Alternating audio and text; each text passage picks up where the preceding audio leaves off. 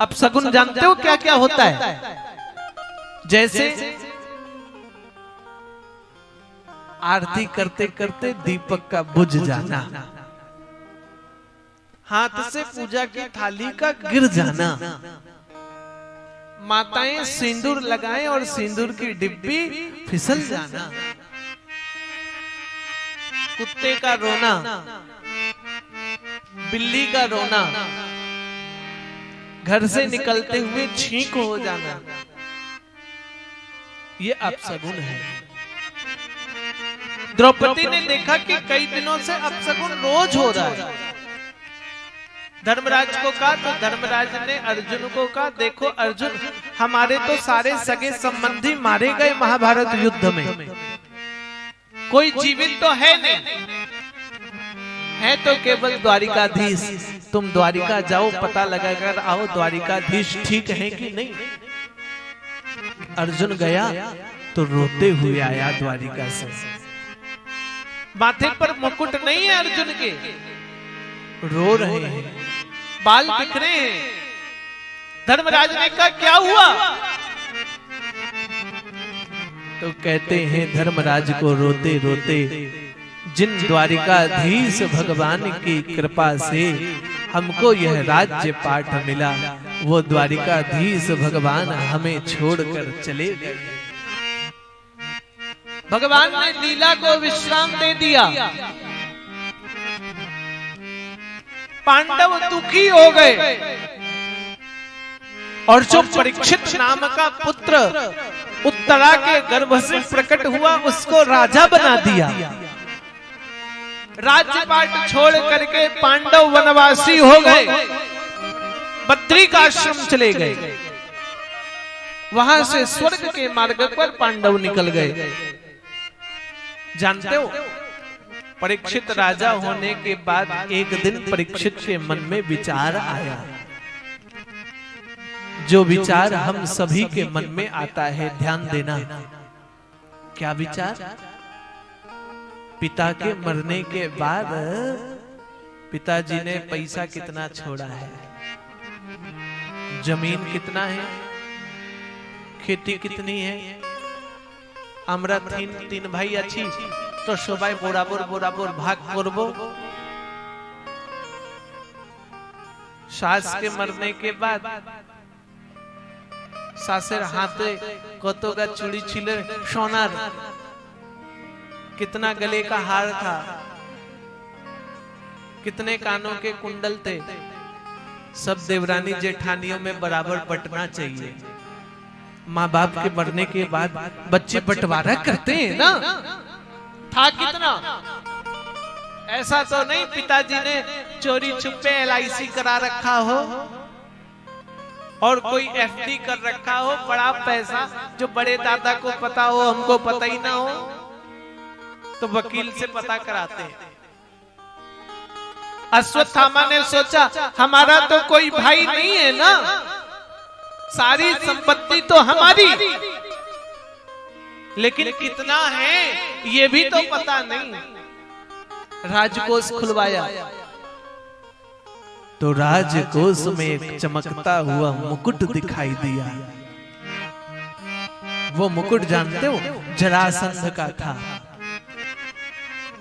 पापी राक्षस जरासंध के मुकुट को देखा परीक्षित ने। स्वर्ण से चमकता हुआ रत्न जड़ित मुकुट को परीक्षित ने अपने माथे पर धारण कर लिया। जैसे ही मुकुट पहना तो मन में विचार आया, मैं बहुत सुंदर दिख रहा हूं, चलो घूमने जाता हूं। निकल पड़े घूमने का तो विचार आया, शिकार करूं। जंगल चले गए शिकार करने, तो मार्ग पर जंगल पर देखा एक गाय और बैल। पैर नहीं है, एक पैर है गौ माता का, और एक काले भेष का आदमी राजा भेष धारण किए कोड़ों से गाय और बैल को पीट रहा है। परीक्षित ने देखा, सावधान, कौन है आप? हमारे राज्य में गौ हत्या नहीं हो सकती, गाय को सताया नहीं जा सकता, मैं तुम्हारा वध कर दूंगा। जानते वो कौन था? कलयुग। हंसने लग गया, नहीं मार सकते मुझे। परीक्षित ने कहा क्यों? बोले मेरा नाम कलयुग है। कलयुग? हाँ, यह मेरा समय है राजन। ब्रह्मा जी ने अब मुझे नियुक्ति की है, द्वापर समाप्त हो गया, मेरा समय आ गया है। परीक्षित ने कहा समय किसी का भी हो, लेकिन गाय को परेशान करने वाला मेरे राज्य में नहीं रह सकता। मैं वध कर दूंगा तुम्हारा। तीर धनुष उठाया, कलयुग को कहने लग गया मैं अपने तप से, बल से, सामर्थ्य से तेरा अंत कर दूंगा।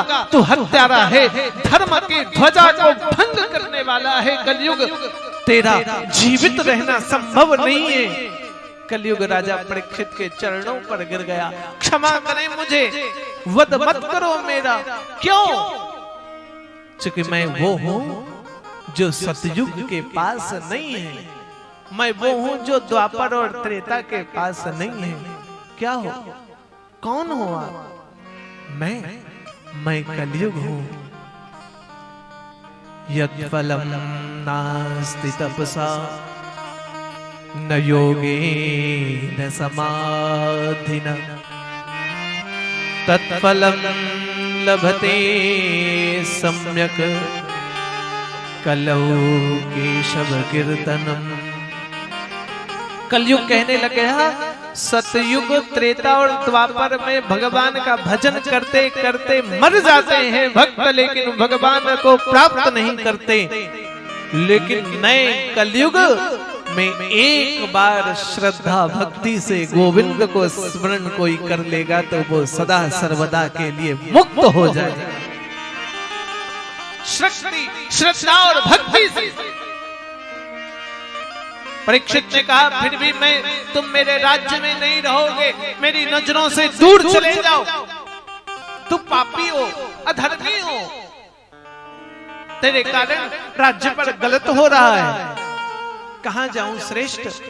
तो बोले मैं तुम्हें 4 स्थान देता हूं, वहां रहना। पहला स्थान दे दिया झूठ। क्या दिया पहला स्थान? जोर से बोलो, जो सुबह से शाम तक दैयारी वाले बोलते रहते।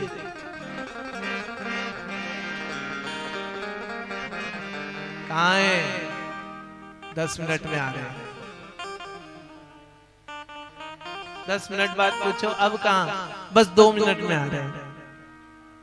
2 मिनट बाद, 10 मिनट बाद फिर पूछो कहां? बस पहुंच रहे हैं। फिर 10 मिनट बाद बोलो कहां है? गाड़ी पंचर हो गई है।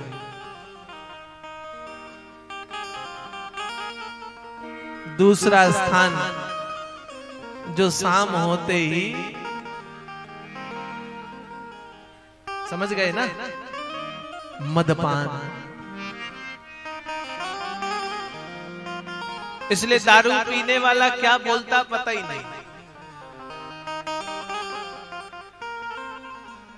जो है सब बढ़िया, नाली में गिरा हुआ है तो भी मस्ती में, मस्त राम मस्ती में, आग लगे बस्ती में, कोई चिंता नहीं। दारू पिए। दूसरा स्थान मदपान पर। तीसरा स्थान दे दिया वैश्यालय पर स्त्री पर कुदृष्टि डालने पर। दूसरी की स्त्री पर नजर बुरी डालना, वहां कलयुग तुम्हारा वास होगा। तीसरा स्थान दे दिया हिंसा पर।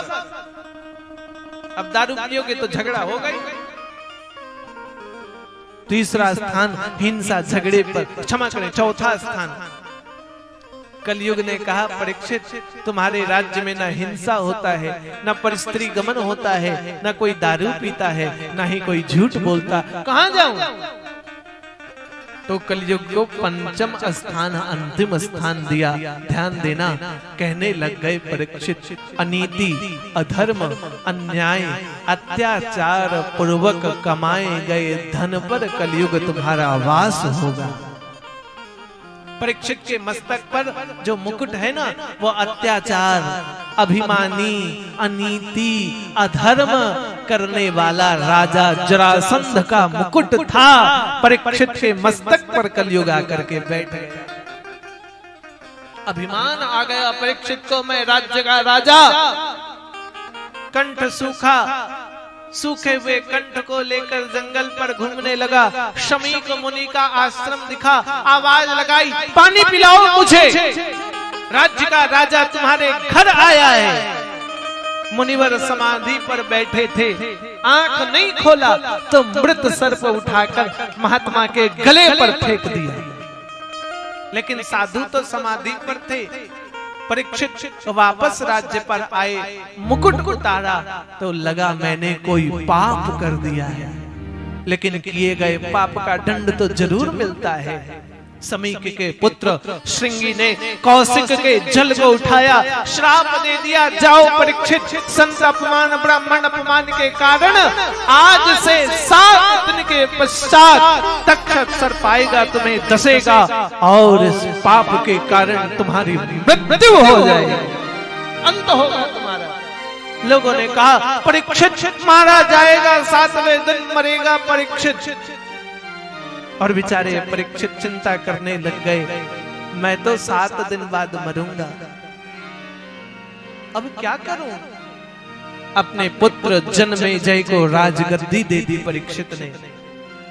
निकल पड़े अमर अनशन पर, त्याग दिया मुकुट, आभूषण, रत्न और सब कुछ परीक्षित त्याग करके भगवान की शरणागति पर चले गए।